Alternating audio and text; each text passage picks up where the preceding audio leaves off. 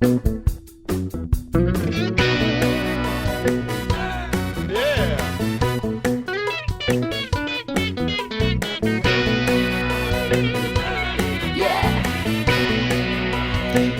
a todos, gracias por estar escuchando nuestro podcast en Una Casa sobre el Mar.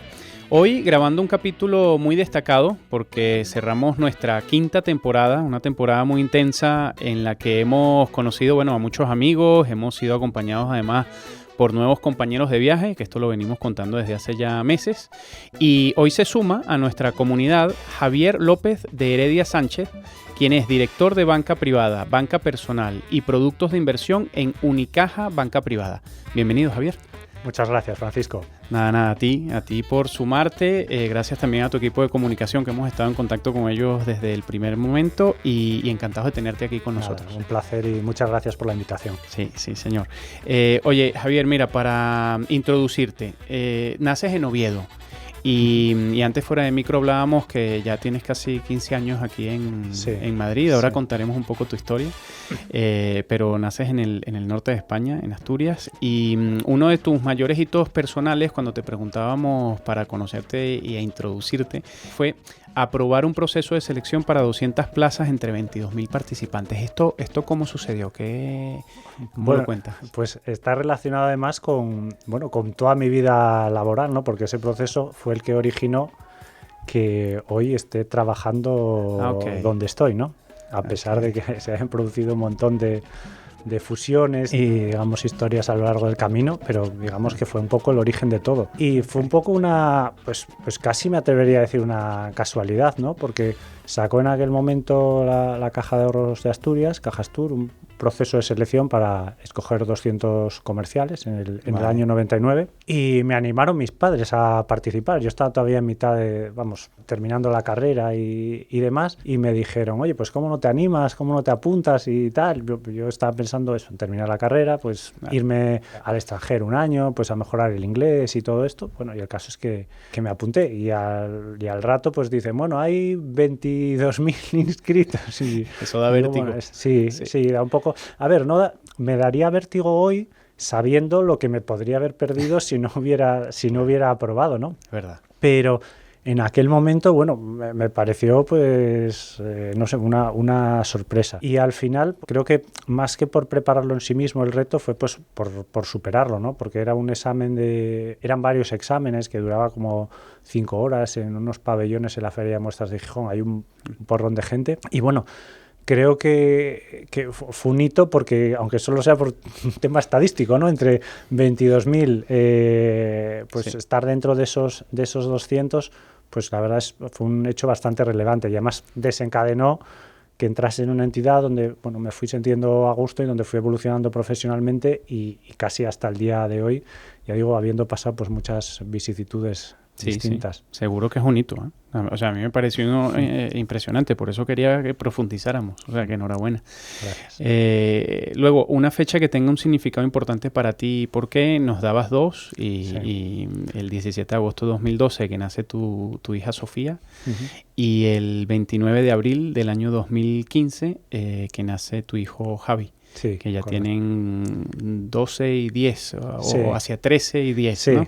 Sí. Pues de aquí les mandamos un abrazo también a tus hijos. Claro, y en este sentido no podías escoger, nos decía, oye, no puedo escoger ninguna porque es el hito personal. No, sé que no es, a lo mejor no es una respuesta muy original, pero es que son las fechas más importantes, ¿no? Totalmente. Y además mi mujer estaría de acuerdo conmigo, también podría decir la fecha en la que la conocía a ella, pero me habías pedido una fecha y ya te di dos. Sí, empiezo aquí a acumular. Sí. Recuerdo para ella también. Efectivamente, el núcleo familiar al completo, ¿no? Sí, tal cual. Oye, y luego un hecho específico que represente un punto de inflexión en tu trayectoria profesional, nos contabas que en el año 2011 aceptas una propuesta del banco para irte a vivir a Madrid. Y abandonas un poco la carrera directiva en la red de oficinas para empezar la andadura en el ámbito de estrategia, ¿no? Que es a día de hoy también lo que has seguido desarrollando, ¿correcto? Sí, ahí se juntaban dos cosas, ¿no? Por un lado, me iba de mi ciudad después de prácticamente toda la vida viviendo allí, salvo el inicio, que bueno, estuve unos meses trabajando en Bilbao, pero bueno, pues suponía cambiar y además no tuve mucho tiempo para decidir, fue casi de un día para otro coger la maleta con 4 cosas e irse, ¿no? Entonces, desde el punto de vista geográfico, bueno, pues era un reto que tampoco un reto gigantesco, porque la gente ahora pues oye, ya está acostumbrada a moverse y salir y demás, pero bueno, para alguien que es de Oviedo, que lleva 11 años en su ciudad a la que quiere mucho, pues cambiar de ámbito pues supone un cierto reto, cierto reto personal. Y luego en el ámbito profesional, porque yo había estado toda mi vida en la red comercial, en oficinas, en banca privada, y esto suponía dar un salto pues como a la otra barrera, ¿no? La parte más de estrategia, claro, que es un poco lo que he venido haciendo en los últimos años en distintos ámbitos, y luego pues en la última etapa ya en lo que sería la parte de la estrategia de banca privada, de productos de inversión y demás. Pues yo siempre creo que yo que me he movido también un par de veces quizás, o sea, yo siempre creo que necesitas valentía para hacer movimientos, sea de 100 kilómetros o de 5.000, ¿no? Sí. Y es verdad que o sea, Madrid tiene un ecosistema laboral muy distinto y un ecosistema también social diferente, o sea que te tienes que igual adaptar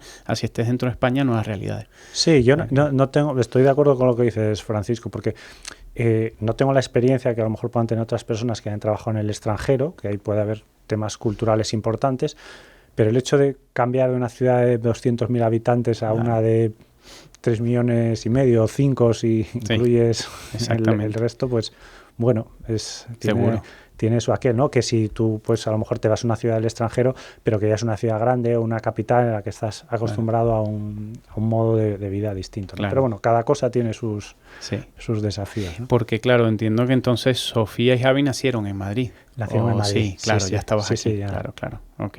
Bueno. ¿Y vas mucho? ¿Vas mucho por Oviedo? Bueno, sí, tengo allí a mis padres y tengo a mis hermanos y bueno, pues intento ir por lo menos 4 veces al año, en Navidades, luego en verano, que lo intentamos pasar ahí, claro, en Semana Santa y bueno, algún fin de semana si coincide pues con algún cumpleaños, pues intentamos hacer alguna escapada porque me gusta y luego porque si no me riñen porque los abuelos quieren ver a los nietos, ¿no? Esa es la historia de todo padre que no vive en la ciudad de los abuelos. Sí. Tal cual. Tenemos un par de miembros de Una Casa sobre el Mar que hemos entrevistado en Oviedo y es una ciudad preciosa que cada vez está como más cuidada, más bonita, no sé. Yo conecto mucho con Asturias en general. Mira, Javier, te queríamos hacer una pregunta porque tú arrancas tu trayectoria profesional en Oviedo en el año 2000 con Cajastur y desde ese primer día estás ligado a la gestión comercial de clientes. Antes también nos contabas que siempre has hecho actividad comercial, ¿no? Has acumulado mucha experiencia en banca personal y banca privada desde ese momento. Aquí es donde queríamos hacerte la pregunta. Si echas la mirada atrás, porque esto es algo que nosotros lo que venimos viendo es que estructuralmente nuestra industria ha venido cambiando y eso es normal porque se ha ido adaptando a un montón de cosas, ¿no? Pero si tú tuvieses que identificar un factor que crees que más ha evolucionado o más ha impactado en la gestión de patrimonios, muchas veces hablamos de la regulación, de cómo ha evolucionado la oferta de producto, la digitalización, ¿no? Pero para ti, ¿cuál es ese factor que ha tenido el mayor impacto en nuestra industria estos últimos años? Porque tu perfil es muy interesante, muy práctico para esta pregunta, porque has estado más o menos en los dos lados, ¿no? Sí. Pues están muy bien los que apuntas, porque son importantes el tema de la regulación, el tema del mayor abanico de productos, ¿no? La riqueza que hay a la hora de escoger productos de inversión. Pero si tuviera que escoger uno, yo creo que diría la tecnología, ¿no? Porque estamos hablando de 25 años desde que entré a trabajar y bueno, la tecnología ha pegado un salto gigantesco, ¿no? Y en la parte de lo que es los productos de inversión o la gestión de patrimonios, pues lógicamente o sea, ha supuesto cambios en todo, ¿no? En los procesos de selección de productos que antes eran mucho más manuales, la forma de hacer las cosas, ¿no? Antes pues todo tiras del teléfono, ahora pues todo es a través de internet. Y la digitalización allí juega un papel más tremendo, ¿no? Súper bueno. En la parte de todo lo que es pues la selección de fondos de inversión, claro. Todo lo que es el research ahora es muchísimo más sencillo, ¿no? Para las gestoras identificar los activos en los que quieren invertir o a la hora de hacer la selección de fondos y demás, ¿no? Y desde el punto de vista de cliente, pues claro, ahora en aquella época, en el 2000, existía el teléfono móvil, aunque no todo el mundo tenía teléfono móvil, pero no es el smartphone a lo que estamos acostumbrados, ¿no? Entonces, digamos que ahí el cambio es muy grande en cuanto a la relación de los clientes con nosotros, ¿no? En el sentido de la multicanalidad. Antes el cliente necesariamente pues iba a la oficina, pero ahora te puede llamar desde cualquier sitio, hacer una videoconferencia, mirar en internet todas sus posiciones, hacer operaciones asesoradas, bueno, no sé, ha sido un salto tremendo. Y por último, la tecnología también ha dado una cantidad enorme de acceso a información para todos, tanto para los profesionales, que yo creo que nos ha facilitado mucho la vida, como incluso para los propios clientes, que les ha ayudado a tener algo más de cultura financiera, ¿no?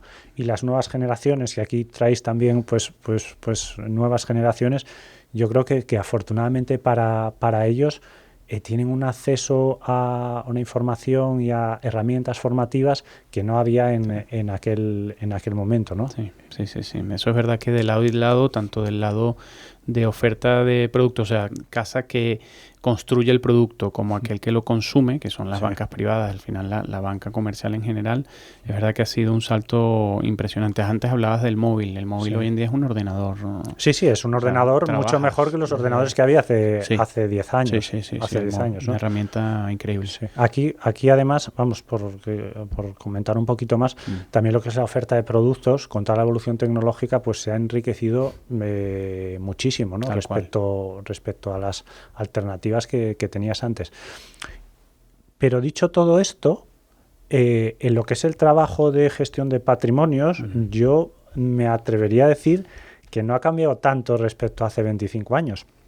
Porque al final es fundamental el tener una persona de confianza, pues un banquero privado, y esto va pues de relaciones humanas. Es cierto que complementadas con apoyos tecnológicos, con herramientas, con multicanalidad, pero sigue siendo clave el papel que juega una persona a la hora de acompañar al cliente, al menos en mi opinión. Sin duda, yo creo que todos opinamos muy parecido, porque la disrupción de la tecnología está allí, ha llegado y seguramente seguirá avanzando, pero si hay algo que creo que va a quedar en la esencia de nuestra industria es justamente las relaciones humanas de confianza. Sí. Y Javier, mira, preparando la entrevista seguíamos algunas intervenciones que has hecho en medios muy interesantes, te decía antes, la verdad que sí. Gracias. Y hace poco participaste en un evento de Business Insider y dejabas esta frase, porque además en tu respuesta anterior comentabas el tema de la formación del cliente final, ¿no? Y decías, el ciudadano debe tener unos conocimientos financieros básicos que le permitan tomar decisiones adecuadas, ¿no? Si tuvieses que proponer una idea concreta, porque estamos todos intentando aportar, ¿no? Nuestro granito de arena, ¿no? Pero si tú tuvieses que pensar en una idea concreta para que el ahorrador o inversor mejore su conocimiento en finanzas personales y entendiera la importancia que tiene un asesoramiento financiero profesional, porque yo creo que ese es el gran reto también de nuestra industria, hacernos casi que imprescindibles, ¿no? Para el, digamos, el desarrollo patrimonial de una familia, de un ahorrador, de un inversor. ¿Qué propuesta pondrías sobre la mesa? Esa es la primera, luego tengo otra. Vale. Solo me dejas escoger siempre una cosa, me lo pones difícil. Pero mira, yo cuanto elemento...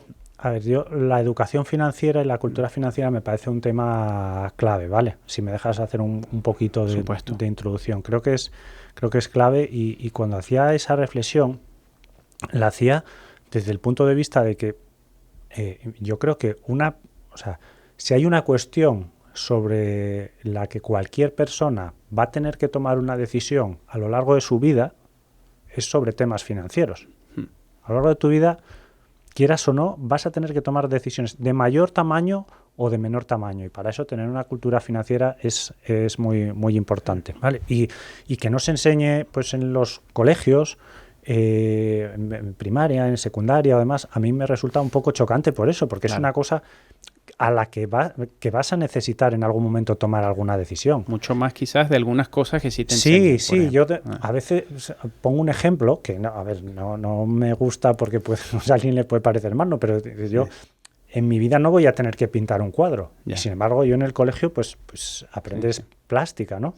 Y tienes que dibujar y tal, o rotulación industrial o dibujo técnico, que me parecieron asignaturas muy interesantes. Sí. Y no estoy diciendo que se quite de los currículos, que se me entienda un poco el mensaje. Claro. Pero un tema como este, que sí o sí vas a tener que tomar decisiones en relación con temas financieros, ¿no? Pues oye, una hipoteca en un momento dado, si financias un máster para un hijo, o si es que cualquier cosa, ¿no? Usar una tarjeta, usar el crédito de una tarjeta. Es que cualquier cosa del día a día te hace tomar decisiones financieras. Pues hombre, un poco de educación financiera en las actividades curriculares yo creo que sería importante. Dicho esto, respondiendo ya a tu pregunta después de este alegato, yo creo que uno de los conceptos más importantes con el que me gustaría que se quedase cualquier persona que aspira a invertir o a la que queremos meter un poco en esto es la inflación, pero la inflación en el ahorro a largo plazo, no la inflación como concepto que yo creo que todo el mundo lo conoce, ¿no? Y dice, es que con la inflación, pues ahora a esto que me costó ayer no sé cuánto, ahora me cuesta un 10% más y más. Yo creo que eso sí es algo que la gente conoce. Pero cuando tú ves el impacto de la inflación, pues en lo que es en una inversión, en 10 años o en 15 años, la erosión que se produce, yo creo que la gente se sorprendería mucho. Y tienes razón que es un concepto que no todo el mundo aplica de una forma consciente. O sea, no sabemos el impacto muchas veces que tiene con el tiempo. Y escojo ese porque me parece que es muy sencillo de que el ciudadano de pie lo utilice, ¿no? Porque cuando hablo de la educación financiera, no estamos pidiendo que un ciudadano medio pues sepa absolutamente de todo, ni mucho menos, porque luego cada uno tiene su trabajo y tiene sus ocupaciones y se tiene que especializar en las cosas en las que trabaja, no en finanzas, ¿no? Y tiene que tener tiempo libre y hobbies y otras cosas, pero sí, pues unas pinceladas básicas que le ayuden a buscar un asesoramiento, ¿no? Para poder hacer pues las preguntas correctas, ¿no? Y luego que hay una persona que sí es experta en esa materia que ya me va a poder ir orientando, pero no orientando desde el punto de vista de que voy allí como si voy al dentista porque no sé absolutamente nada, sino que sé, oye, en mayor o menor medida qué cuestiones son las que me hacen falta, ¿no? Entonces yo me quedaría con esa parte de la inflación. Si me dejases meter más, pues bueno, ya hablaríamos de la parte del interés compuesto, que creo que también es importante, el tema de, oye, que tienes que ver cuáles son tus objetivos financieros, no tiene por qué ser uno solamente, ¿no? Y puedes tener niveles de riesgo distintos, incluso podríamos hablar hasta de una pincelada de finanzas conductuales, ¿no? Explicar cuáles son los sesgos que hay en la sociedad en las decisiones de financiación antes de que suceda eso, ¿no? Ponérselo encima de la mesa para dejar a la persona un poquito pensando, ¿no? El sesgo de la manada, o del rebaño y todas estas cosas. De todas maneras, mi segunda pregunta quizás está, digamos, relacionada con lo que me estás contando ahora, pero te referías también en esa misma entrevista que comentábamos a un concepto muy interesante que es el círculo virtuoso que puede llegar a formarse entre asesor e inversor. Entiendo que aquí, o sea, si nos podrías contar alguna experiencia en primera persona de cómo funciona este círculo virtuoso, porque entiendo que aquí hay conceptos relacionados, ¿no? Con tomar decisiones más racionales, con el horizonte temporal, con cómo tus ahorros pueden verse afectados por cosas exógenas sobre las que no tienes control. ¿Tienes algún ejemplo? Sí, a ver, totalmente. No es que te pueda decir un ejemplo específico de una persona, oye, mira, con esto me pasó esta persona, porque esto es un proceso que es largo, no es un proceso de 24 horas. Claro, yo cuando tenía el tiempo cuando ocupaba el puesto de banquero, yo intentaba, por un lado, escuchar mucho, dedicar mucho tiempo a escuchar a los clientes, bueno, entender, oye, cuáles son los conocimientos que tienen y cuáles son las necesidades que tienen, ¿no? Y intentaba ser muy didáctico a la hora de explicarles las cosas. Y muchas veces, aunque pueda sonar algo un poco raro, no era partidario ni de que se contratase nada en una primera conversación o en una segunda conversación. Yo creo que eso, hacer pensar un poquito a la persona con la cosa con la que que les está comentando. Sí. Y bueno, luego vuelve y a lo mejor no cambio mucho, pero hay ocasiones donde si dice, oye, sobre lo que me dijiste el otro día, pues cuéntame un poco más de esto o del otro. Y lo que descubres con el tiempo es que si un cliente va cada vez teniendo más conocimientos financieros, es un cliente más exigente, sí, pero el trabajo del gestor es mucho más sencillo, porque puedes tener una conversación distinta. Claro. Te puedo hacer más challenge, ¿vale? Pero es más sencillo poder hablar con él y llegar a alcanzar acuerdos, ¿no? Y luego lo entenderá, entonces tendrás tú más posibilidad. Nunca vas a ver todo, pero sí es importante que pueda hacer esas preguntas, ¿no? Para quedarse un poco tranquilo con lo que está haciendo, ¿no? Por ahí va un poco la frase esa que del círculo virtuoso, pero lo que me estaba refiriendo es un poquito a esto, oye, que cuanto más sepa el cliente, cuanto más conocimientos tenga, pues más sencillo es luego mantener esa conversación y ayudarle a acertar en lo que necesita, ¿no? Por eso yo sí creo que sea genuino el interés de la industria, porque el ahorrador de a pie, no le llamemos ni siquiera inversor, pero ahorrador de a pie, vaya mejorando sus conocimientos. Es genuino porque es un proceso de ganar. Cada uno se apalanca en el conocimiento del otro y es bueno para ambos. O sea, que es genuino. Exactamente. Y además nos pasa a nosotros también, porque nosotros podemos, quiero decir, el mundo financiero es muy complejo. Y con el paso del tiempo cada vez se ha ido más complejo. De la parte del asesoramiento, de la gestión patrimonial, más, ¿no? Sí. Pero yo lo mismo podría decir, y un banquero no podemos aspirar a que tenga absolutamente todos los conocimientos fiscales del mundo, porque el tiempo es limitado. Tiene que tener también unas pinceladas claras, importantes, ¿no? De cómo funciona pues la fiscalidad, pero no llegar hasta el último nivel de detalle. Para eso se apoya en otra persona que está especializada en eso. Pues esto sería un poco como una reacción en cadena, ¿no? Sí, totalmente de acuerdo. Nos habíamos apuntado, Javier, Cajastur pasa a ser parte de Liberbank en el año 2008. Y 13 años después, Unicaja adquiere el 100% de Liberbank, ¿no? En el 2021, algo hablábamos ahora antes fuera de micro. Tú has sido parte de estas 3 historias empresariales, has vivido las 2 fusiones y eres de los históricos que sigue, digamos, creciendo internamente. Esto me da paso para preguntarte, el año pasado, hace un año ya exactamente, asumiste el rol de director de banca privada personal y productos de inversión del banco, para dar un impulso definitivo a la entidad o a esta unidad de negocio, ¿no?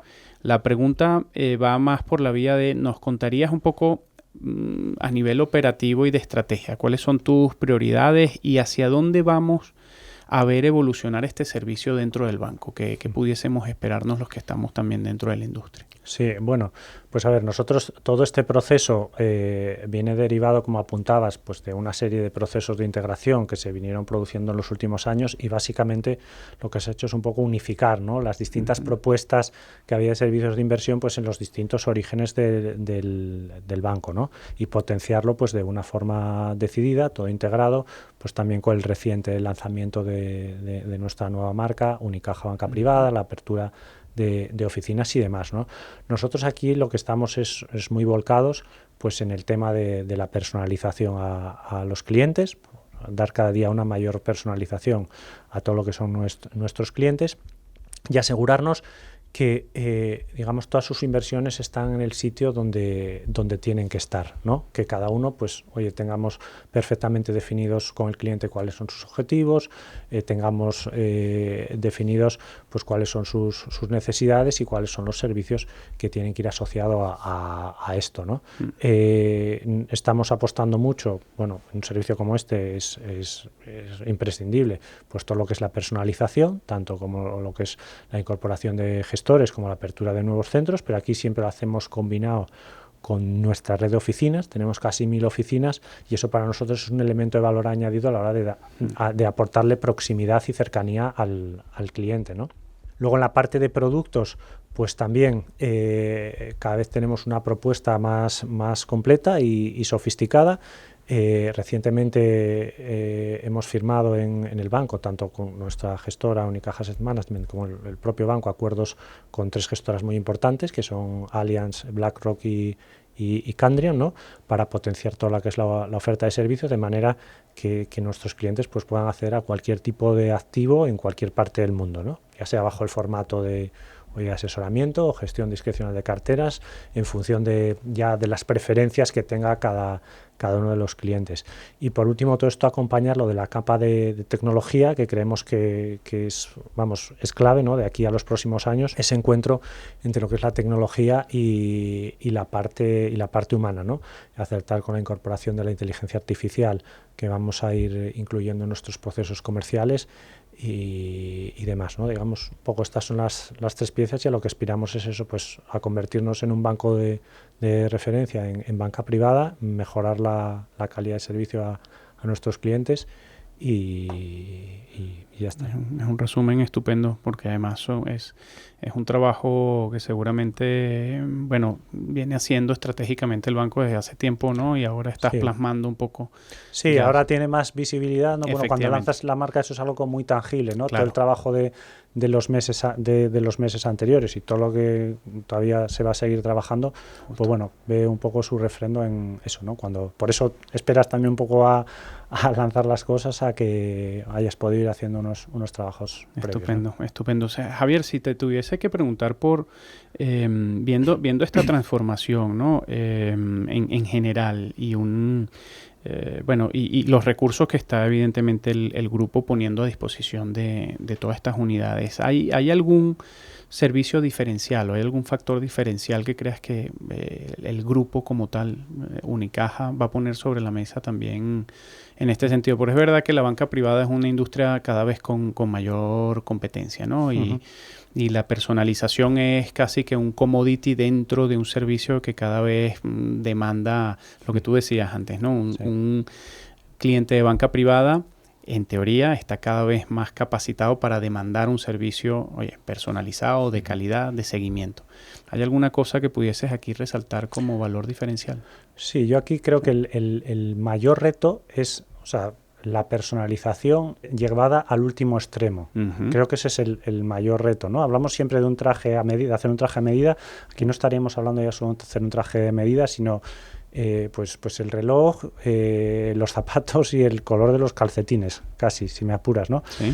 En el sentido de que con todas las herramientas tecnológicas que vamos a tener, la evolución que se está produciendo en el sector, ya no es que le des a uno en función de su perfil de riesgo y esta cartera con estos productos y demás, que podemos decir que en cierto modo pues puede ser un commodity, ¿no? Sí.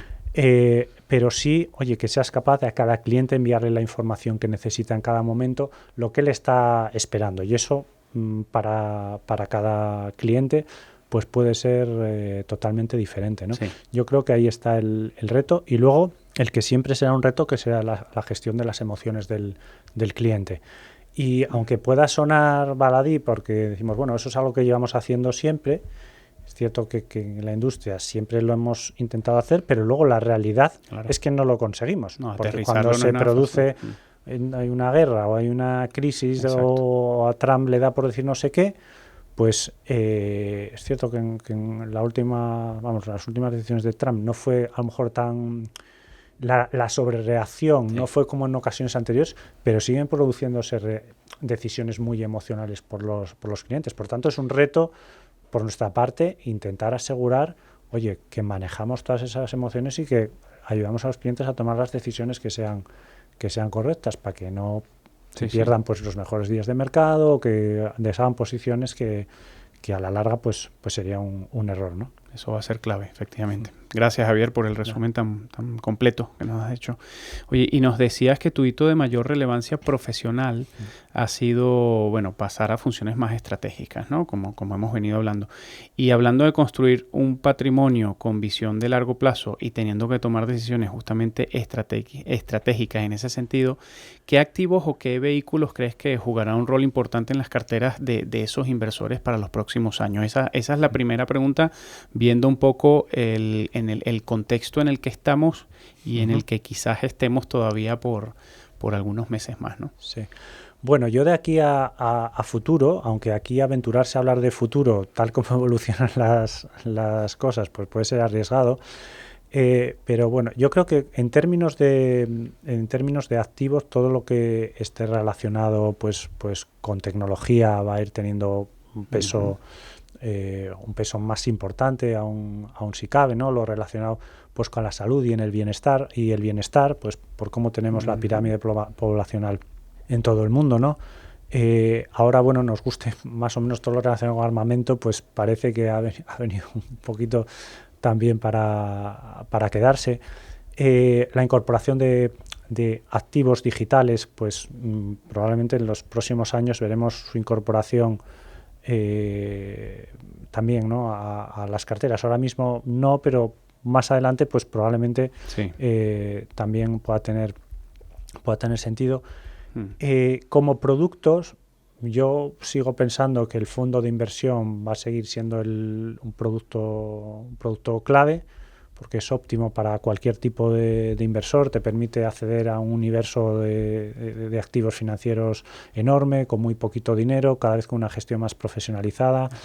Entonces creo que el fondo de inversión, independientemente de lo que invierta, como vehículo va a seguir siendo muy, muy importante. Probablemente vaya acompañado también de la tokenización de activos, que permitirá pues bueno, llegar a activos que ahora mismo es más complicado. Y luego pues también la incorporación, que aunque ya existe hoy, creo que se seguirá avanzando en todo lo que es la parte de productos o mercados alternativos, ¿no? Que es de esperar que en los próximos años pues vayan cogiendo un poquito más de peso en las carteras, ¿no? Por lo menos en Europa, que estamos bastante alejados todavía de lo que ocurre en Estados Unidos y demás, y sobre todo aprovechando también pues la democratización, ¿no? En cuanto a los límites de acceso. Ahora pues se puede acceder a mercados alternativos a partir de 10.000 euros y bueno, creo que un poco por ahí es por donde puedan ir los tiros. Igual dentro de 2 años hablamos y me equivoqué en todo, pero...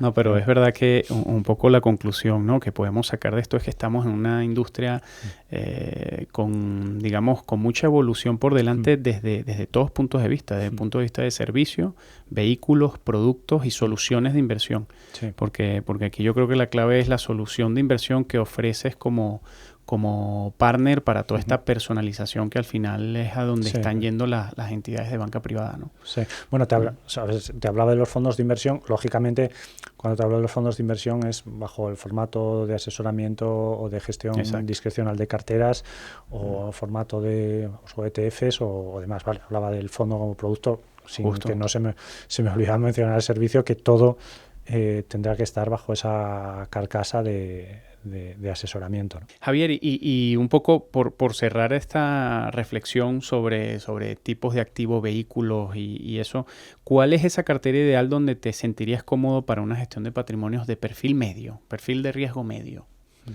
¿Qué dirías? Bueno, en primer lugar, te tendría que preguntar por objetivos de inversión y por perfil de riesgo, ¿vale? Sí. Porque no me atrevería a decirte una cartera si no sé para qué objetivo es, ¿no?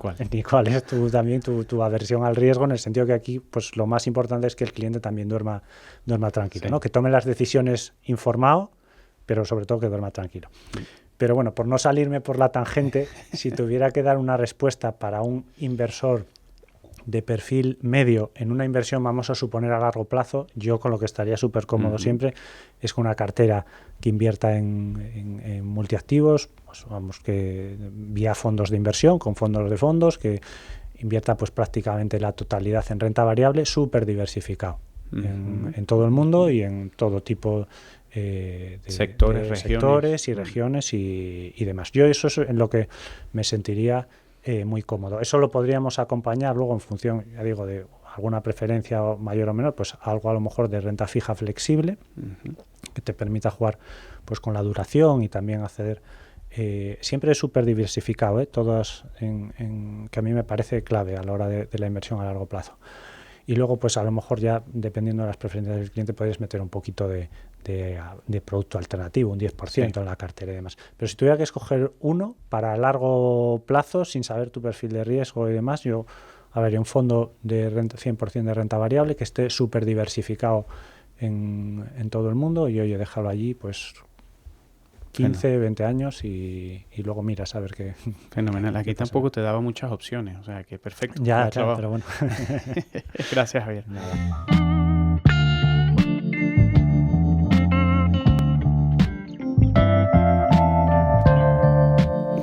Javier, para que nos dejes tu contribución en nuestra sección de Un Faro sobre el Mar. Como sabes, es esta sección donde intentamos justamente lo que hablábamos antes, contribuir un poco a la formación de todos los que nos escuchan, que generalmente son ahorradores, inversores, asesores, ¿no? Aquí tenemos una comunidad muy amplia.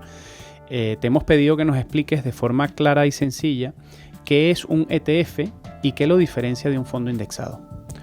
Bueno, pues un ETF, para el que no lo conozca, bueno, es el acrónimo de Exchange Traded Fund, que al final lo podemos resumir como un fondo cotizado, ¿no? Es un fondo de inversión que a efectos prácticos lo que funciona es como una acción en términos de operativa, ¿no? Y en términos pues también de otros elementos como podría ser fiscalidad y demás. Si nos centramos en la parte en lo que sería indexado, ¿no? Porque ETFs puede haberlos indexados o puede haber ETFs de gestión activa y demás, puede haber de muchos tipos, ¿no? Pero si comparamos lo que es un ETF indexado con un fondo de inversión normal, por así decirlo, también que indexado, en términos de activos en los que invierte, sería muy parecido. Los dos lo que intentan buscar es replicar un índice, los resultados de un índice, tanto en uno como en otro. Si bien en el ETF, como fondo cotizado que es, como comentaba antes, pues tú, igual que una acción, lo puedes estar comprando y vendiendo con carácter inmediato, sabes a priori el precio al que compras, al precio al que vendes y demás, ¿vale? Mientras que en el caso de un fondo, tú das la orden a la gestora y bueno, pues al final del día calculará el valor liquidativo del fondo y podrá tardar 1, 2, 3 días en que lo tengas disponible en la cuenta, ¿no? Mientras que en el caso del ETF, como digo, es como comprar y vender acciones de cualquier compañía, ¿no? Más diferencias que hay entre uno y otro. Pues bueno, el ETF normalmente tiene que estar, el ETF tiene que estar siempre 100% invertido en el fondo, mientras que un fondo de inversión normal tiene que dejar un poquito para la liquidez de los partícipes, ¿vale? Entonces, en ese sentido, pues no llega a ser un fondo tradicional, aunque sea indexado, no llega a replicar perfectamente lo que es un índice como podría hacer el ETF. Pero estamos hablando casi de cuestiones marginales, por así decirlo, ¿no?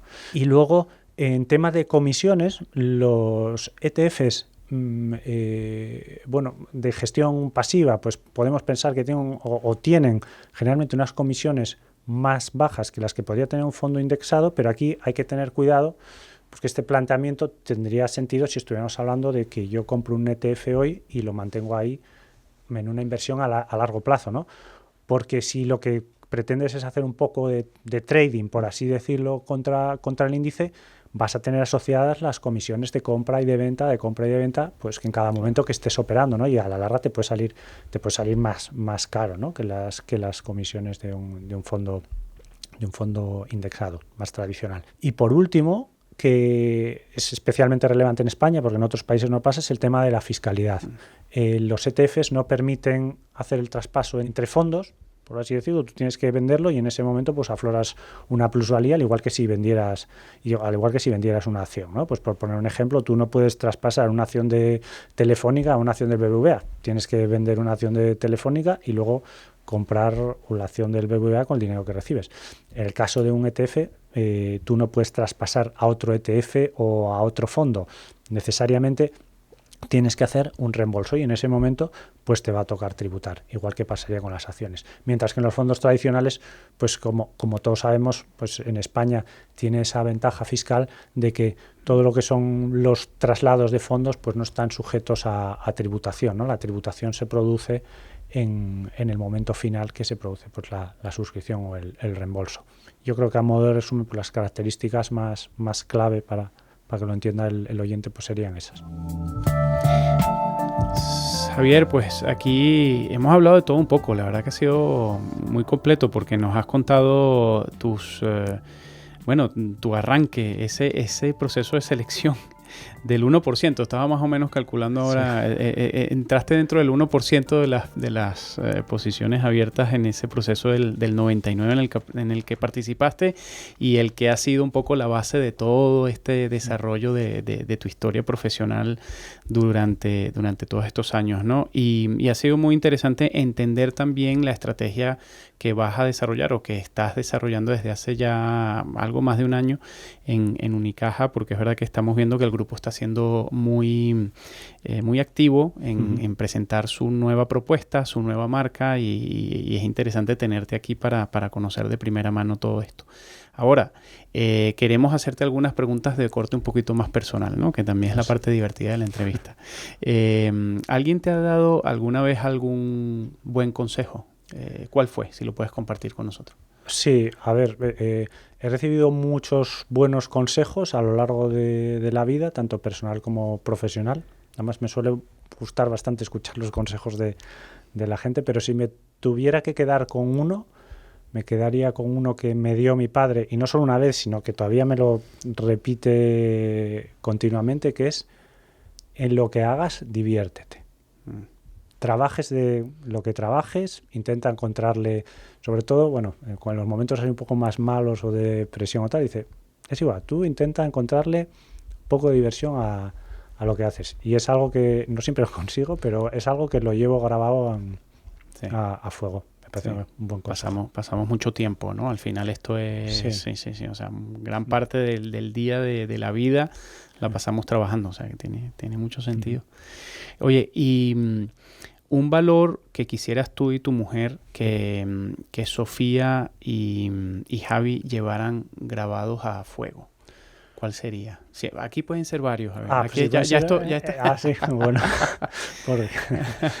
Mira, por no abusar, ¿no?, de esta nueva libertad que me otorgas, mira, voy a decir dos que creo que están ligados, ¿vale?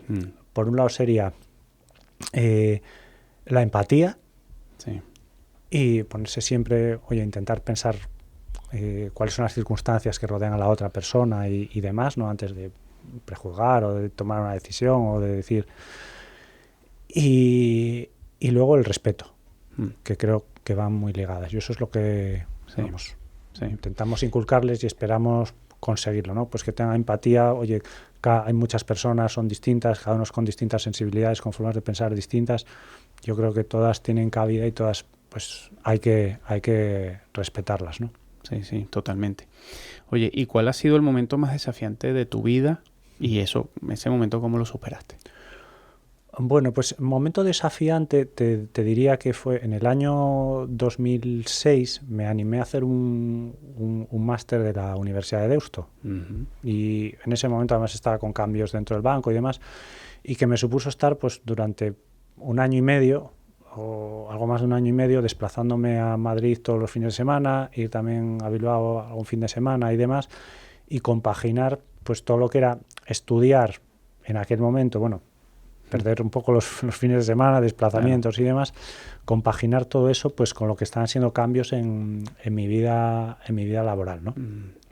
Entonces, bueno, la verdad es que fue un reto bastante importante. Me costó encajarlo, pero, encajar, digamos, todas las piezas, horarios, vacaciones, exámenes y demás, pero bueno, lo hice con ilusión y creo que se superó con creces. Sí.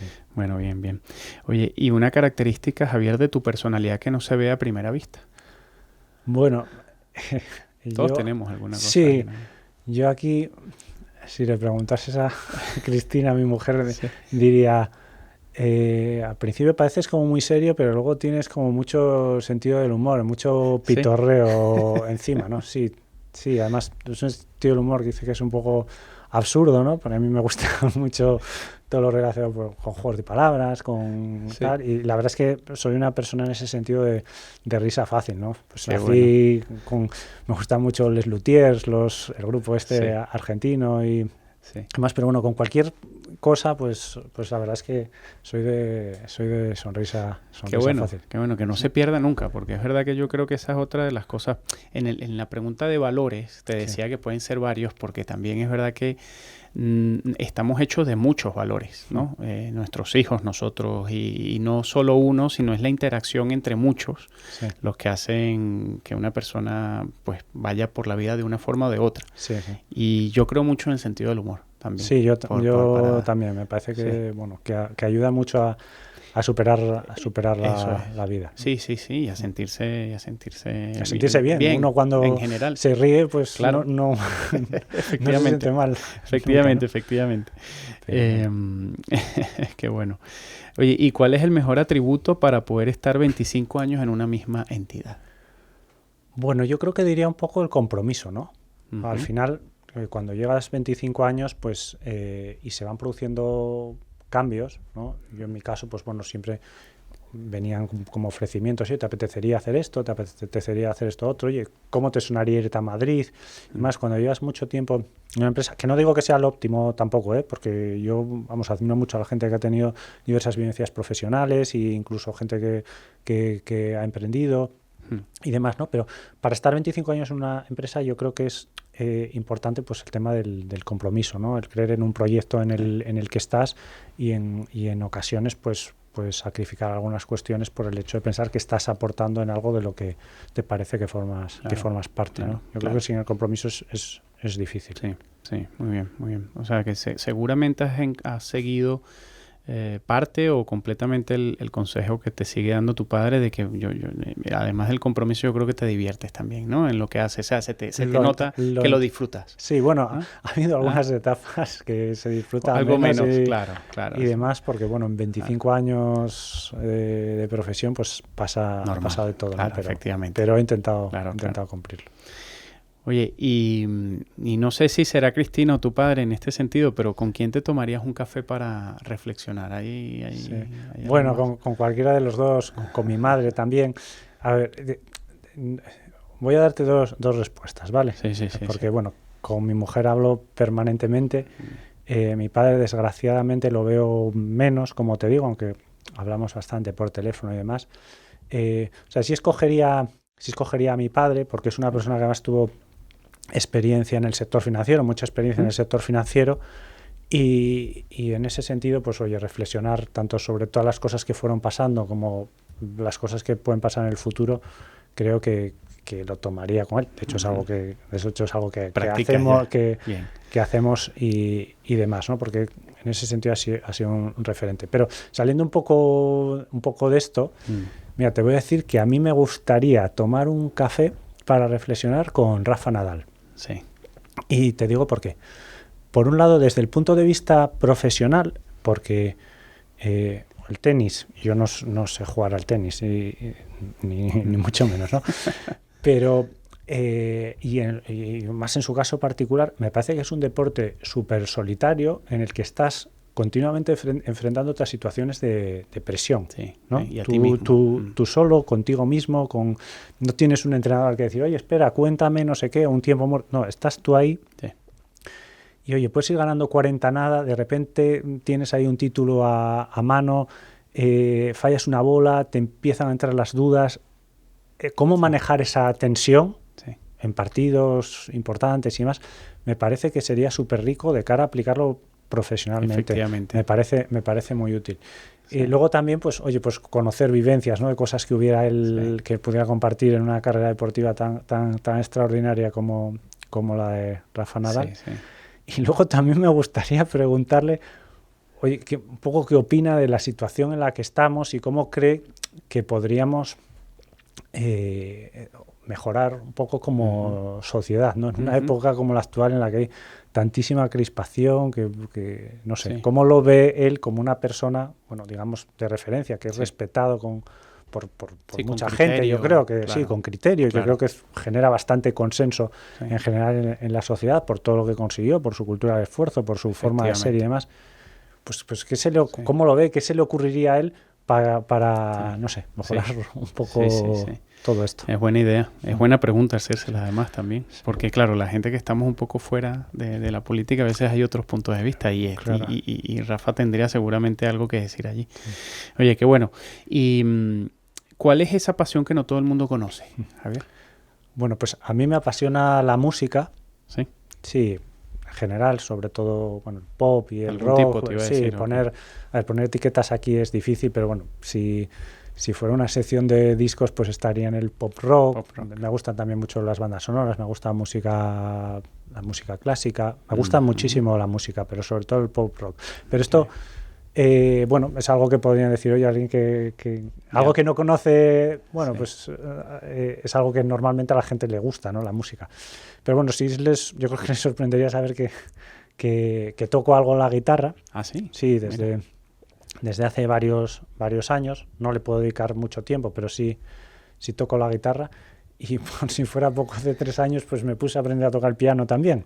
¡Qué maravilla! Entonces, pues estoy ahí sigo intentando mejorar con la guitarra y sigo intentando aprender a tocar el piano. Y además, me hace mucha ilusión porque lo veo como un proyecto casi de vida, ¿no? Sí. Porque es algo que nunca vas a terminar y aunque ahora mismo pues no dispongo de mucho tiempo para ello, pero sí me imagino y pues con muchos años más por delante todavía intentando pelearme con las teclas y demás, saber que eso siempre va a estar ahí pues para seguir como un hobby, ¿no? Qué guay, qué guay.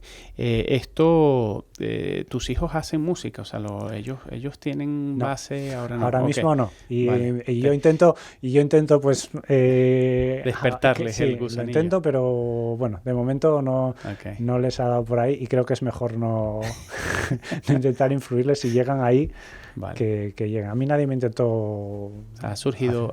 Fue surgiendo con el paso del tiempo y además creo que para esto no hay edad nunca. Te puede en cualquier momento pues empezar a gustar más, a apetecer y... Sí. ¿Hay algún deporte, Javier, que hagas así o esporáneamente o...? Bueno, yo jugué mucho al baloncesto y de vez en cuando pues todavía salgo un poco a sudar un poco, pero ya no juego ni partidos ni pachangas porque, bueno, para eso tienes que intentar estar preparado y ahora el riesgo de lesionarse es bastante alto. Sí. Pero, y luego pues con mis hijos también, pues mi hija juega al baloncesto, mi hijo juega al fútbol y bueno, pues un poco con ellos pues intento hacer de sparring, ¿no? Deporte selectivo. Sí, y luego pues un poquito de ejercicio físico cuando puedo, pues hacer un poquito de bicicleta o algo por intentar cuidar la salud. Sí, por moverse, que es clave también para despejar la mente en estas agendas y cosas que tenemos. Sí. Ok. Oye, y la última, Javier, ¿dónde construirías una casa sobre el mar? Pues mira, ya aquí tengo la fortuna de que ya está construida, ¿vale? La construiría en Asturias, en un pueblo que está en Oriente, en Llanes, ¿no? El pueblo se llama Celorio, es un pueblo pequeñito ahí que está en la costa y que es un sitio pues maravilloso. Yo he veraneado muchísimos años allí y me encanta el mar Cantábrico, cómo está el agua de fría, cómo rompen las olas, me gusta todo. Y tenemos allí pues una casa familiar que es de mis suegros y donde realmente pues nos reunimos todos, ¿no? Entonces, bueno, pues no me hace falta construirla, pero si no se tuviera que construirla, pues la construiría en Celorio, Llanes, Asturias. Esa zona es maravillosa. Es muy bonita. Sí. Oye, genial. Pues gracias por compartirlo con nosotros, Javier. Habíamos intentado traerte digamos, en una ocasión donde sabemos cómo se ponen las agendas en mayo, junio o antes del verano y creo que hemos tomado una decisión fantástica porque nos has regalado una entrevista maravillosa, llena de contenidos. Yo siento que te conozco desde hace 10 años ahora con este ratito que hemos estado charlando y un poco lo que vengo a decirte es que gracias por sumarte, por tu disponibilidad desde el primer momento. Ya eres parte activa de Una Casa sobre el Mar, así que esperamos contar contigo para lo que queda de aquí en adelante. Y gracias de nuevo, Javi. Pues nada, oye, seguro que sí. Muchísimas gracias a vosotros. Un placer haber estado aquí y enhorabuena por el programa, por el blog y animaros a que sigáis con él. Muchas gracias. Te lo agradecemos. Y agradecemos también a todos nuestros partners o compañeros de viajes. Ellos son Allianz Global Investors, Pictet Asset Management y Jupiter Asset Management, quienes se han unido a Lombia Capital hace escasamente menos de un año para seguir aportando al crecimiento de Una Casa sobre el Mar. Gracias también a todos los que nos escuchan y nos siguen. Invitarles a que nos sigan en nuestras redes sociales. Cerramos nuestra 5ª temporada con esta entrevista, así que nos seguimos escuchando dentro de muy poco. Gracias.